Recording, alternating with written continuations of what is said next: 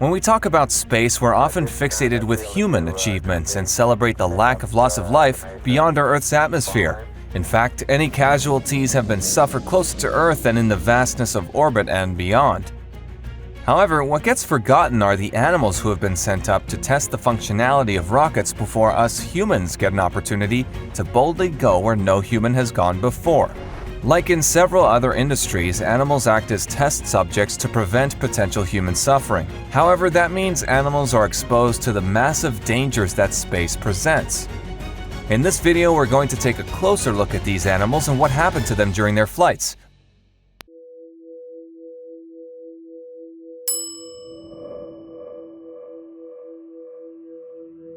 When we talk about animals sent into space, we often think about dogs and monkeys, and we'll get to those later, but the first animals that NASA sent into orbit were fruit flies.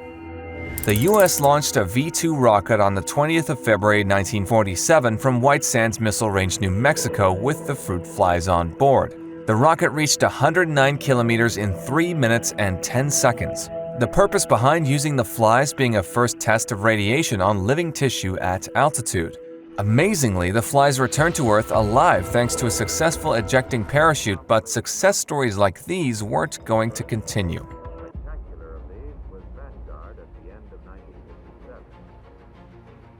In 1948, NASA began sending monkeys into space. The first of many was named Albert. Albert only made it as far as 63 kilometers above the ground in his V-2 rocket before he died of suffocation. A year later, another Albert was launched. He made space heights of 134 kilometers, survived the launch and the journey, but his parachute failed to open on re-entry, and he sadly perished as his vessel hit the ground. The next two Alberts didn't make it back to Earth alive as they died during flights, and Albert IV suffered the same fate as the first monkey in space when his parachute also failed to open on landing. A change of name followed the next monkey, but unfortunately he suffered the same fate. Yorick the space cadet successfully managed to reach heights of 72 kilometers, but was effectively boiled alive in his metal capsule as it suffered the harsh New Mexico sun. 1959 marked a milestone in monkey space travel. Not only did a squirrel monkey named Miss Baker and rhesus monkey named Miss Abel reach the astounding new height of 483 kilometers aboard a Jupiter rocket, but they also came back alive. But the good news was short-lived, as Miss Abel lasted only several days before a medical operation to remove an electrode proved fatal, and she joined her intergalactic comrades in monkey heaven. Miss Baker, however, went on to live a long and happy life, becoming a national treasure. She married twice and eventually died of kidney failure in 1984 at the ripe old age of 27. People still lay bananas at her grave in Huntsville, Alabama. In December 1959, a rhesus monkey named Sam took off on a Little Joe rocket aboard the Mercury capsule. After reaching an altitude of only 82 kilometers, the spacecraft was aborted but landed safely in the Atlantic Ocean. Sam was safely recovered after a short journey.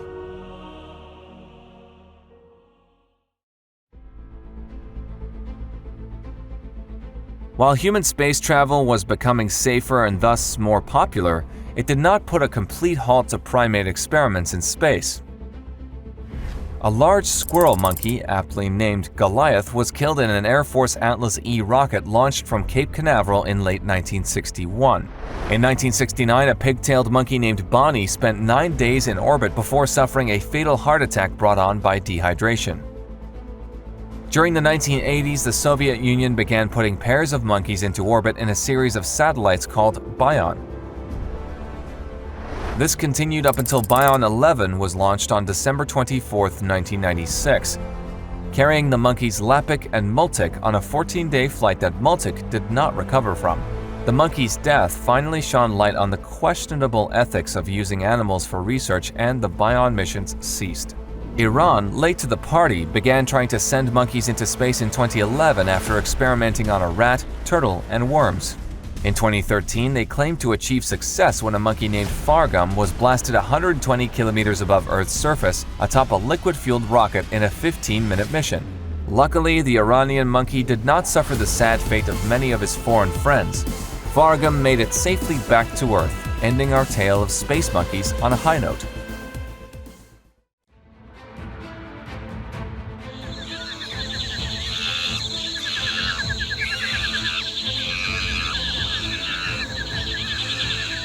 Once NASA had upgraded to chimps, their success rate of bringing primates back alive increased. A chimp named Ham embarked on a suborbital space flight in January 1961, achieving an altitude of 253 kilometers.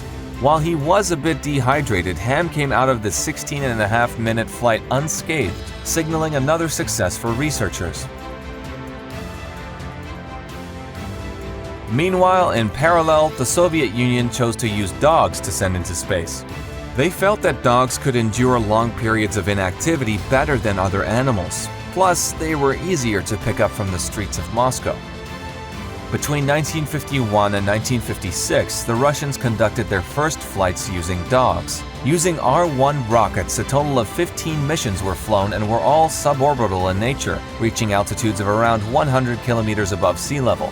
The dogs that flew in these missions wore pressure suits with acrylic glass bubble helmets. The first to go up were Dezik and Saigan, who both launched aboard an R-1 rocket on July 22, 1951.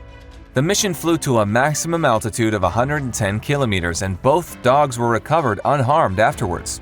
Dezik made another suborbital flight on July 29, 1951, with a dog named Lisa, although neither survived because their capsule parachute failed to deploy on re-entry. Several more launches took place throughout the summer and fall of 1951. By the late 1950s, and as part of the Sputnik and Vostok programs, Russian dogs began to be sent into orbit around Earth aboard R-7 rockets. Enter Laika, a 3-year-old dog that would become the space poster animal for decades to come. Her spacecraft was only given a month to build following the success of the Sputnik 1 satellite. On November 3, 1957, after an intensive and harsh training program which involved the dog being chained to restrict movement, she was launched into space in a mission with no intention to bring her back home. Her heart rate spiked on launch and didn't return back down as planned. Her new resting heart rate on board the spacecraft was over 100 beats per minute, so she was under considerable stress. Thermal insulation also came loose on transit, so the capsule was reaching temperatures of over 40 degrees centigrade. 5 hours into the flight, there were no signs of life, and the stress and heat had taken its toll. The Soviet media reported otherwise and claimed she was alive for days before drugs that had been placed in her food intentionally took her life painlessly before re-entry. After orbiting the Earth over 2,500 times, Laika's remains re-entered. Her sacrifice has been honored by many countries through a series of commemorative stamps, and she was honored as a hero of the Soviet Union. Much was learned from her mission about the behavior of organisms during spaceflight, though it has been argued that what was learned did not justify the sacrifice.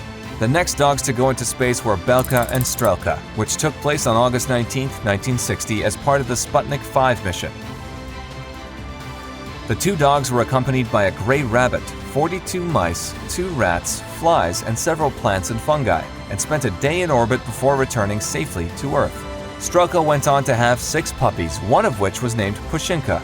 This pup was presented to President John F. Kennedy's daughter by Nikita Khrushchev in 1961 as a gift. These stories, among others, are harsh reminders that animal testing often gives fatal results in order to pave the way for humans to achieve incredible feats.